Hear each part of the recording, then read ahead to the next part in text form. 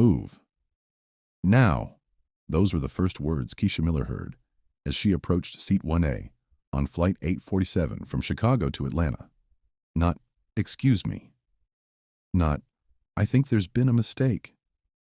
Just two words, sharp and cold, designed to put her in what Jake Charlie believed was her place. Every head in first class turned.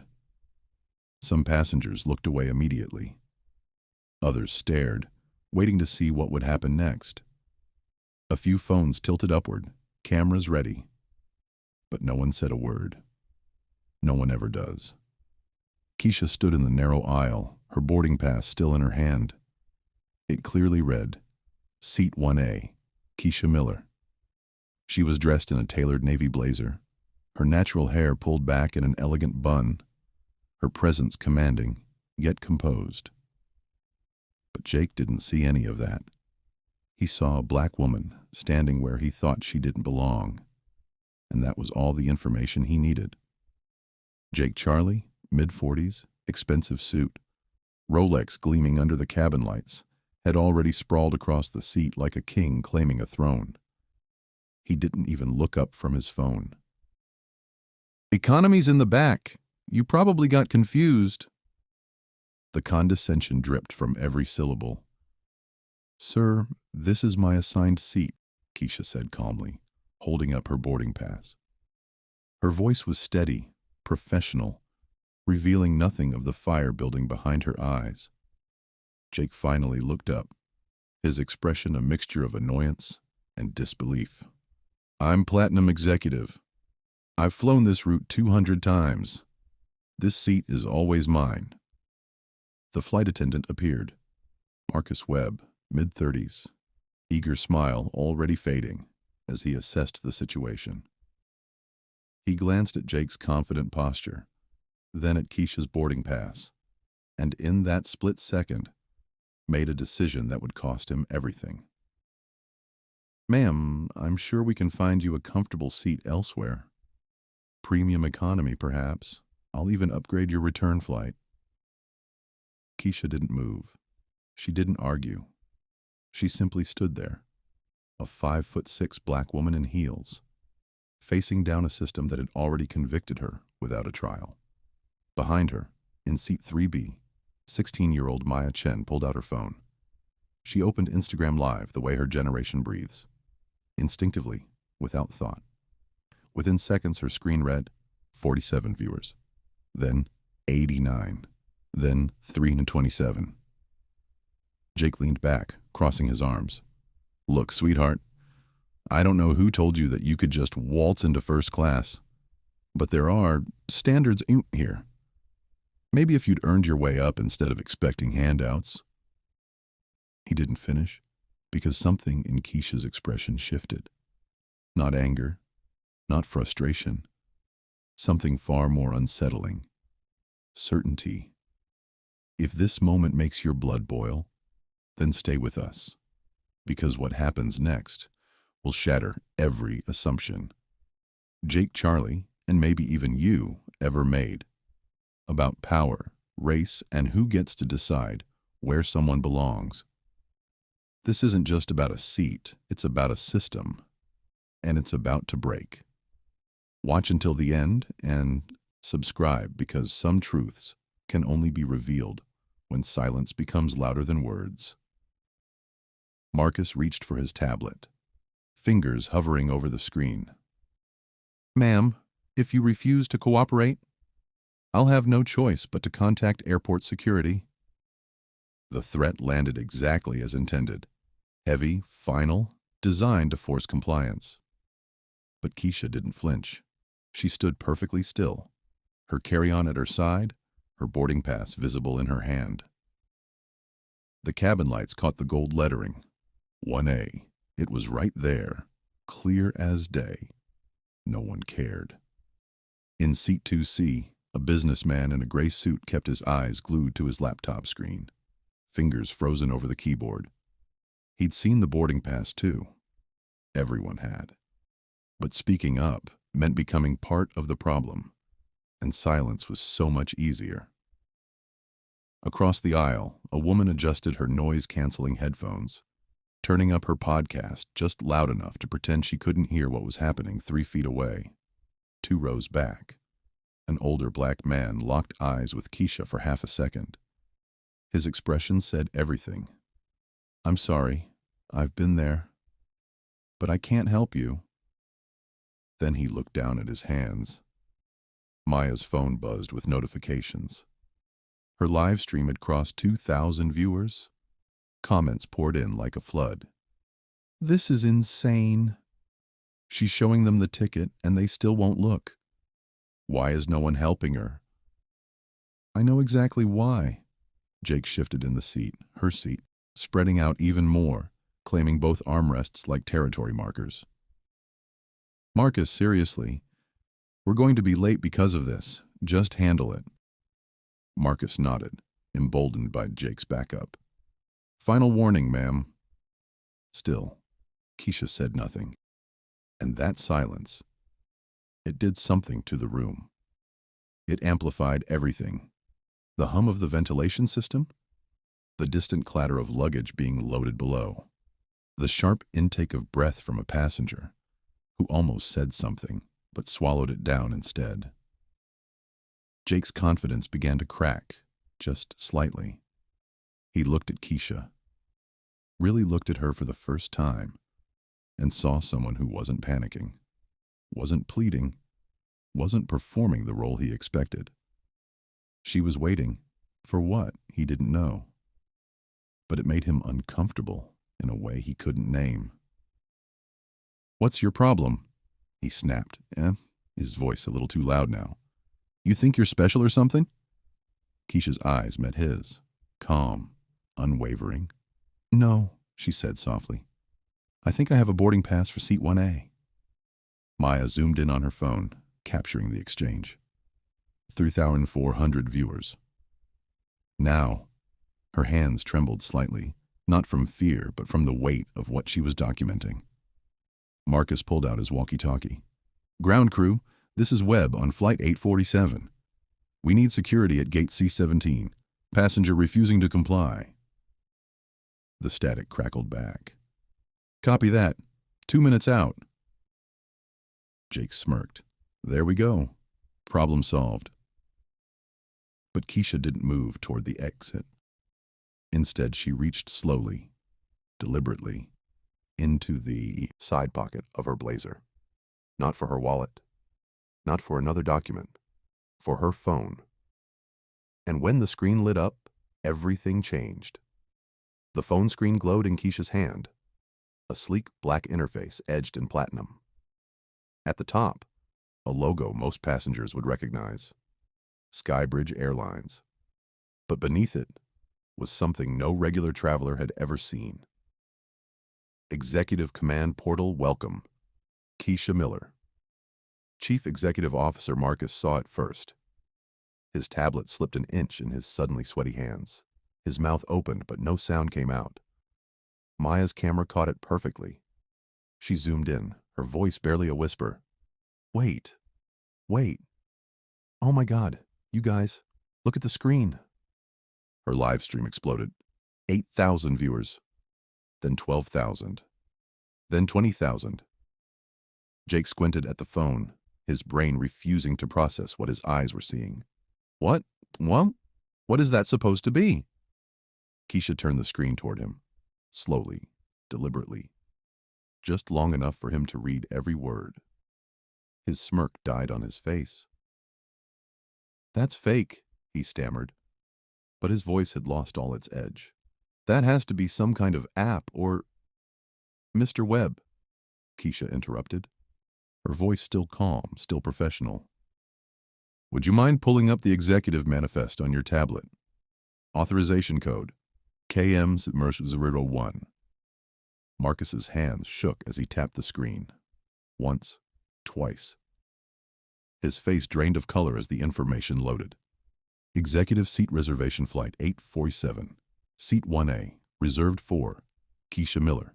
CEO, priority level, founder. The word founder burned on the screen like an accusation. "Ms. Miller," Marcus whispered, his voice cracking. I I had no idea. I'm so sorry. You didn't ask, Keisha said simply. The words landed like a gavel. Jake stood abruptly, stumbling slightly as he backed into the aisle.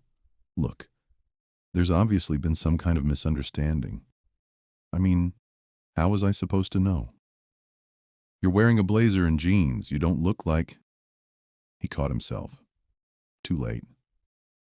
Like what? Keisha asked, her eyebrow raised. The cabin went silent. Even the overhead vents seemed to hold their breath. Jake's mouth opened and closed like a fish drowning in air. I just meant... usually executives have, assistants or... Or what, Mr. Charlie? Keisha's voice cut through his stammering. Say it. Maya's live stream hit 35,000 viewers. Comments flooded faster than she could read them. She owns the airline. This man is done. I cannot breathe right now. The look on his face. Marcus took a step back, as if distance could undo what he'd done. Ms. Miller, please. I was just trying to avoid conflict. I didn't mean to... To assume, Keisha finished, to dismiss me without checking. To threaten me with security in front of a full cabin because you trusted his word over my boarding pass. She stepped forward, not aggressively, but with the quiet authority of someone who owned not just the seat, but the entire aircraft. This seat, she said, gesturing to 1A, is permanently reserved for Skybridge's CEO on every domestic flight. It's been in the system for 3 years, since I founded this airline. Jake's Rolex suddenly felt very heavy on his wrist. The cabin door opened. 2 airport security officers stepped through. But they weren't there for Keisha. Officer Jamal Grant entered first, tall, composed, with the kind of presence that commanded immediate attention. Behind him, Officer Lisa Park, sharp-eyed and already assessing the scene with professional precision. We got a call about a passenger refusing to comply? Grant's voice was neutral, but his eyes swept the cabin, taking in everything. Keisha standing calm in the aisle, Jake backing away, Marcus pale and trembling, Maya's phone still recording. Marcus opened his mouth, but Keisha spoke first. Officers, I'm Keisha Miller, CEO of Skybridge Airlines. There's been an incident of discrimination I need documented. Grant's eyebrow raised slightly. Park pulled out her incident tablet immediately. CEO? Jake laughed, a desperate, hollow sound.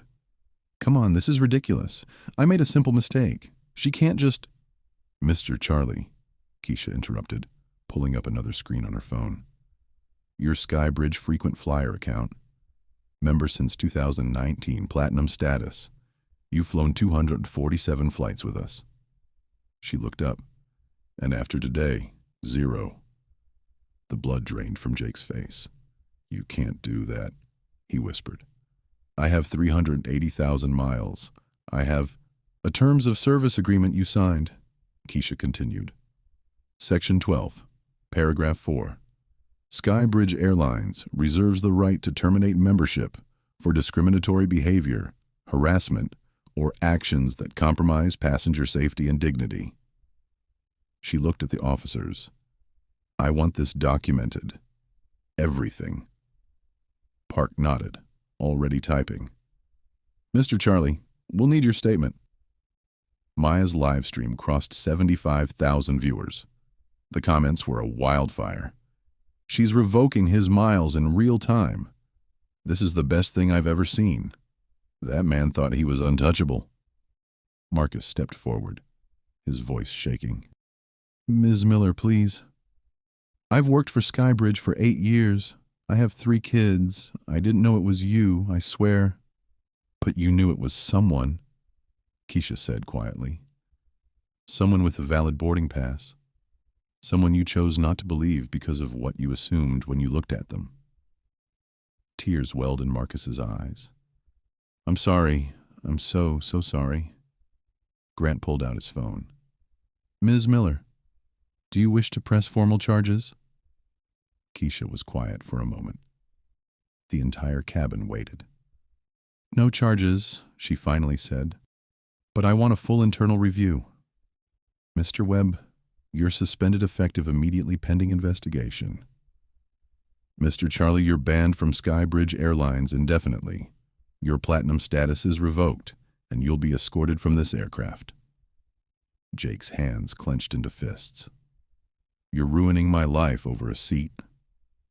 Keisha's eyes met his, and for the first time, there was fire in them. No, Mr. Charlie. I'm holding you accountable for trying to erase mine. Park gestured toward the exit.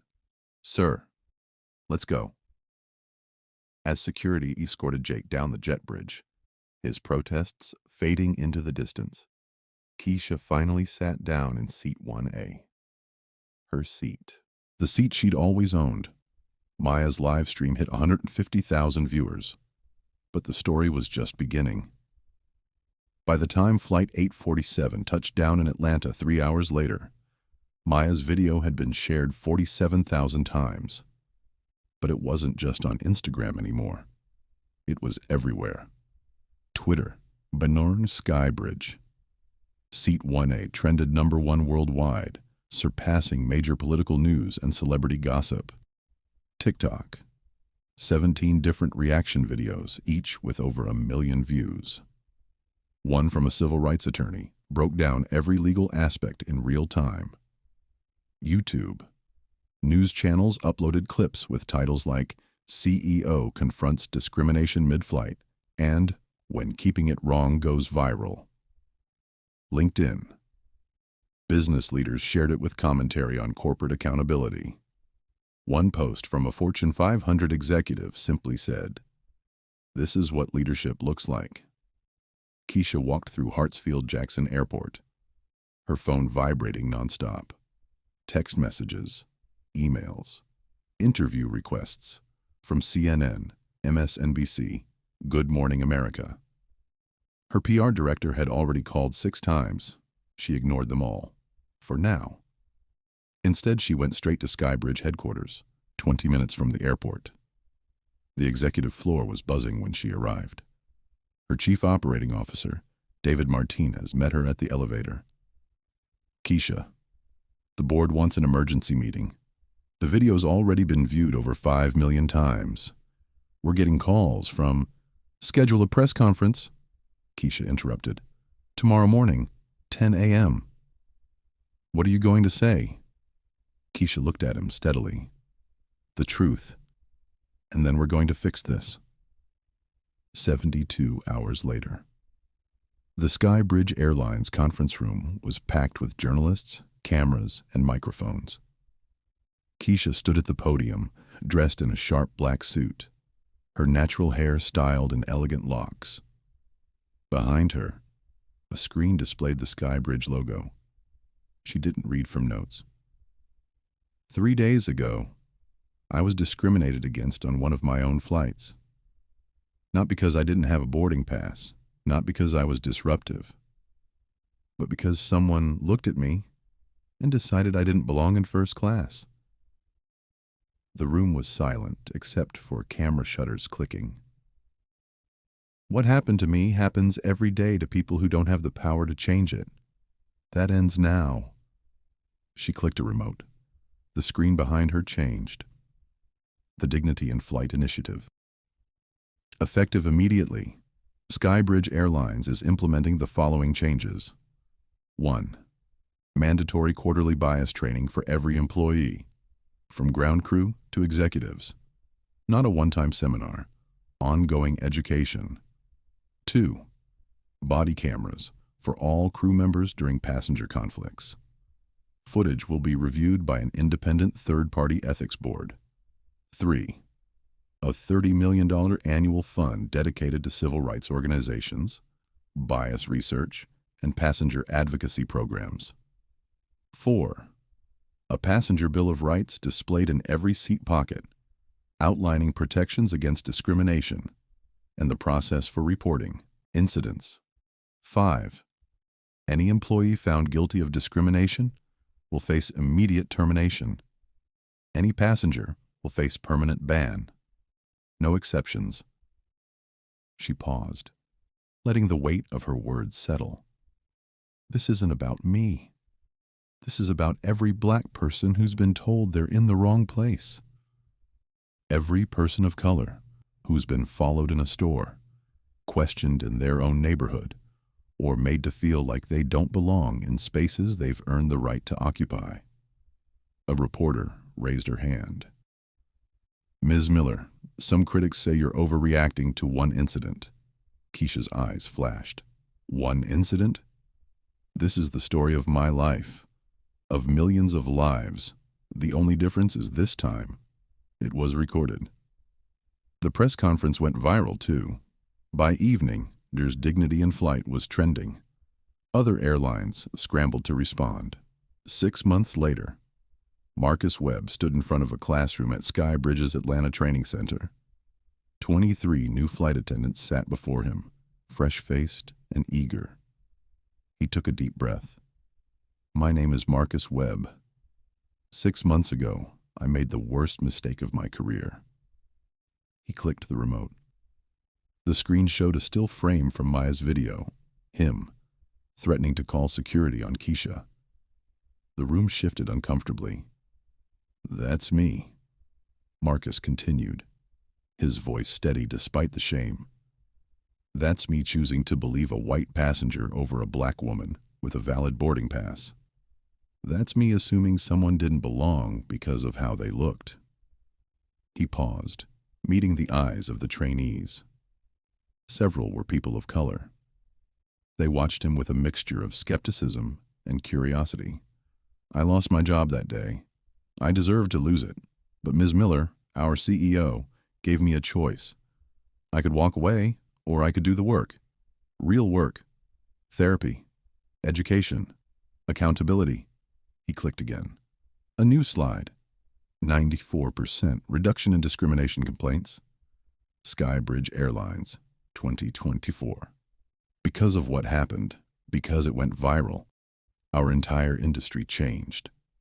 Skybridge led the way, but now 12 major airlines have adopted similar policies. Thousands of employees have gone through this training. And passengers are holding us accountable. A young black woman in the front row raised her hand. Do you think you would have learned this if you hadn't been caught on camera? Marcus didn't hesitate. Honestly, probably not, and that's the most shameful part. Meanwhile, across the country, Jake Charlie sat in his living room in Seattle, laptop open. He'd started a blog 3 months ago. The first post was titled, I was that guy on the plane. It had been shared 200,000 times. In it, he detailed his journey. The initial denial, the anger, the moment he watched the video and saw himself through the world's eyes, the conversations with his black colleagues he'd never really listened to before, the books he'd started reading, the volunteering he'd begun at a racial justice nonprofit. He wasn't asking for forgiveness. He was documenting accountability. The comments section was split. Some called him performative. Others acknowledged his effort. He read all of them. Flight 847.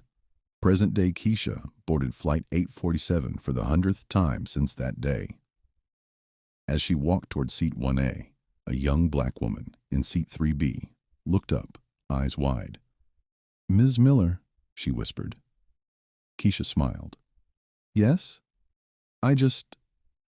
Thank you. Last month, I got promoted to senior analyst at my firm. During the interview, my boss admitted he almost didn't call me back because my resume photo showed my logs. But after your story went viral, they implemented blind resume reviews. That's how I got the interview. Keisha's throat tightened. What's your name? Aaliyah. Well, Aaliyah, congratulations. You earned that. As Keisha settled into 1A, her phone buzzed. A message from Maya Chen, now a freshman journalism major at Northwestern. Just got assigned my first investigative piece. Following your lead. Thank you for showing me what courage looks like.